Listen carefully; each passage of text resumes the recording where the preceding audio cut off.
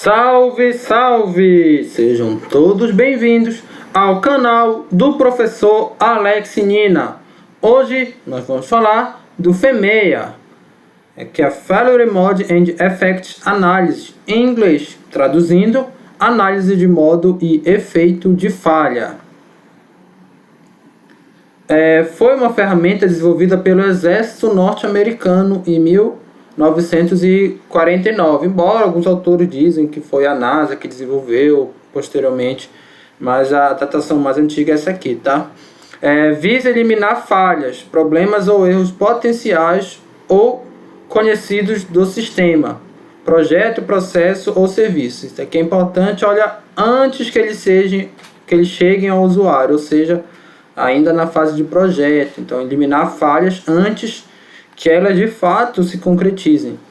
E é relacionada à gestão de risco. Basicamente é uma ferramenta de gestão de risco, tá? Dentro da qualidade você tem essa prevenção de risco também.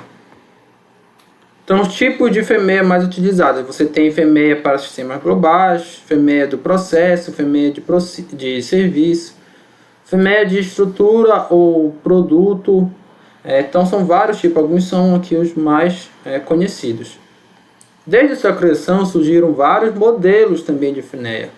Então pode ser constituída a partir da avaliação de 7 pontos. Então, eu baseei aqui no CAE Treinamentos, né? CAE Treinamentos. 2019, ele tem, na verdade, que seria aqui A e B, né? Porque foram duas referências aqui dessa página. E ele mostrou 7 passo a passo, né? Tá lá no final das referências, eu vou colocar o link. Então, modo de falha, efeito potencial, grau de severidade, causas potenciais de falha, ocorrências, detecção e índice de risco. Então, essas são as etapas para a construção do FEMEA. A primeira etapa é o modo de falha, que é a descrição dos tipos de falha que o processo pode gerar. Precisam ser previstas quais falhas podem ocorrer que gerariam descontentamento ao cliente. Lembram sempre, né? Quando a gente fala em gestão de qualidade, a moderna gestão da qualidade, ela tem um foco no cliente. Então, como é que pode falhar? O que pode dar errado? O exemplo aqui de uma correia, de uma esteira de uma máquina, né? Uma correia usada para a questão industrial, tá? A produção de um produto industrial. Quais são as possíveis falhas? A correia arrebentar, problema das engrenagens aqui, ou problema do sistema elétrico, né? Pode fazer com que ele falhe. O efeito potencial, uma vez falhando, o que é que vai acontecer?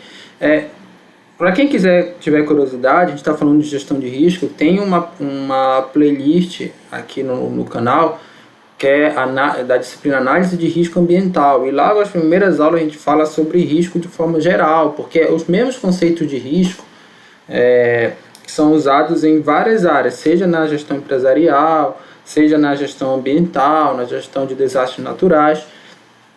Então são conceitos lá como ameaça, que é a probabilidade de ocorrência, e vulnerabilidade, as características lá do elemento ameaçado e os efeitos, que são os impactos resultantes desses dois componentes. Então é o efeito. Uma coisa é falar assim, olha, tem certa probabilidade de ocorrência. Outra coisa é dizer, se ocorrer, quais vão ser os efeitos? Olha, consequências que as falhas poderão, tá? Então efeito potencial futuro, acarretar no produto, processo ou sistema. E por final é o cliente, é quase que uma cadeia, tá? Vai afetar o processo, a fábrica vai parar, por exemplo, de produzir, e aí o cliente vai ser afetado de certa forma, aquele bem não vai ser fornecido, se o mercado tiver um rearranjo rápido, pode até encarecer, se demorar muito, né? A lei da oferta e da demanda, então se você não está ofertando bem, se diminui a oferta, a consequência é o bem ficar mais caro para atender a demanda equivalente. Essa etapa deve ser descrita de forma que o cliente possa visualizar, desde o ponto em que o defeito pode ocorrer até quais seriam os possíveis efeitos. Então, a esteira de uma máquina, o exemplo que a gente está dando, o que a falha pode causar? Parar a máquina e impossibilitar o atendimento da produção. Como eu disse anteriormente, o efeito vai lá para o cliente. Então, esse é o potencial efeito Percebam, são várias falhas que podem ocorrer, mas o efeito basicamente de qualquer uma delas aqui vai ser o mesmo, tá bom? Para título de exemplo. Grau de severidade, a gravidade, relacionado ao nível de impactos, caso a falha venha a ocorrer. Então, ali você só descreveu o efeito, olha, aqui. Mas aqui você já vai buscar mensurar esse efeito. Então, pode causar insegurança ao consumidor, é um efeito de longo prazo, né? Você não fornece aquele bem ou serviço, o consumidor já vai ficar receoso. Pode ser um serviço que ele compra com frequência, por exemplo. Aí ele vai buscar no concorrente. Pode anular a funcionalidade do produto, pode ser um defeito tão grande que o produto já não sirva mais. Esse cálculo geralmente é realizado pelo engenheiro ou técnico responsável pelo processo analisado, ou atribui uma classificação de 1 a 10. Então, o grau de severidade ele vai ser mensurado de 1 a 10. Um exemplo aqui é máximo, né? Severidade máxima 10. Causas potenciais de falha. O objetivo é a determinação prévia das possíveis causas da falha e estabelecer um conjunto de recomendações tanto para clientes internos como externos. Internos, quando a gente está falando aí das pessoas que trabalham na empresa, então basicamente ali dos processos produtivos, como é que elas podem prevenir as possíveis falhas.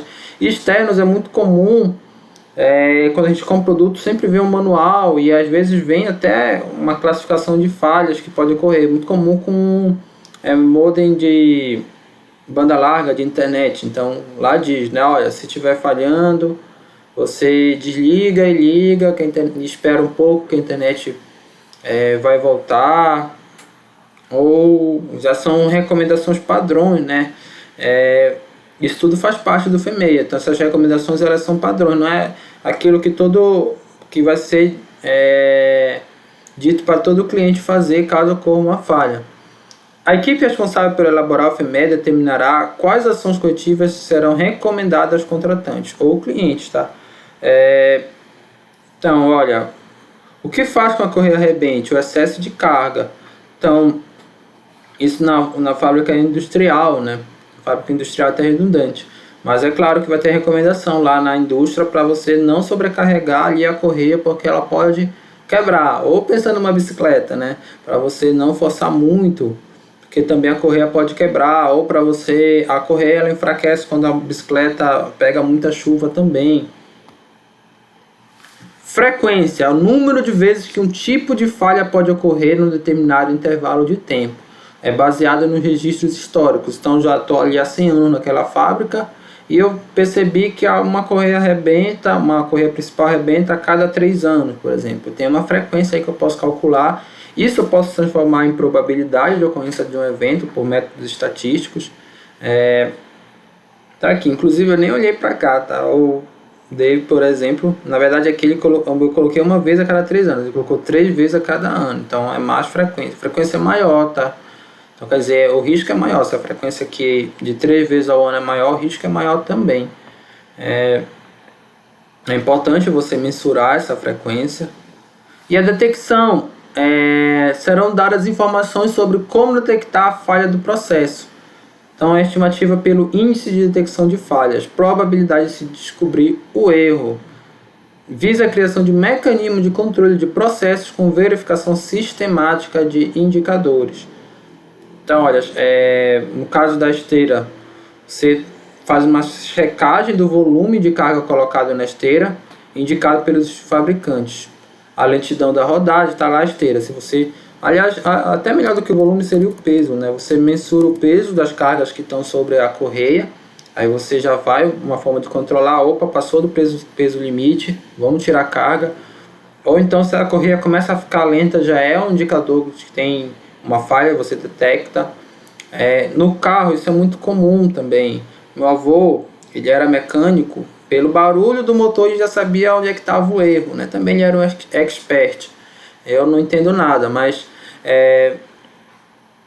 isso tem vários produtos aí que o próprio cliente consegue detectar a falha quando a gente fala de cliente externo. E quando a gente fala de cliente interno, é o próprio funcionário da empresa que vai saber, com base em algum indicador, essa detecção de falha. Então tem falhas que são mais fáceis de identificar e tem falhas que são mais difíceis. E isso que a gente mede, tá? Pelo índice de detecção de falha, o quão é fácil ou difícil se descobrir o erro. Então, o índice de risco total ele é uma multiplicação da severidade dos potenciais impactos, da frequência e da detecção, que essa detecção é a probabilidade de se detectar o erro. E o RPM é um número de prioridade de risco, então feito também pelos técnicos. Então você pode, por exemplo, chegar a um valor como 7, depois de você fazer toda essa multiplicação aqui e depois esse produto, tá? O resultado de um ciclo de FMEA é uma tabela FMEA que documenta o quão vulnerável um produto ou processo é aos seus modos de falha. Então aqui é o exemplo de uma tabela, os textos estão pequenos aqui, tá? Vou colocar o slide, claro, no cigarro, e aí você vai poder ver aqui o que está escrito aqui, mas eu já coloquei para cá os principais pontos. Olha, aqui eu acho que dá para enxergar, mesmo no celular. Então você tem o modo de falha, o efeito potencial, a severidade, isso tudo vai ser descrito, tá?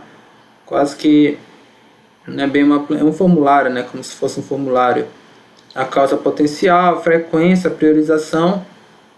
E aqui vem você vai atribuir uma nota, tá? Para severidade, ocorrência e detecção. E por fim um risco baseado aqui nesses indicadores. E também no RPM, que é essa priorização. Esse valor aqui, olha, é com base na prioridade. Quais são os riscos que são mais prioritários em relação aos outros. E aqui as principais referências dessa aula.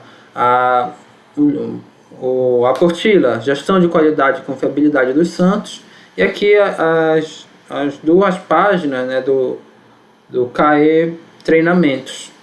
Então estão aqui os links para quem quiser baixar e ir atrás, tá? Eu posso colocar também aqui na descrição do vídeo. Então é isso, pessoal. Até a próxima.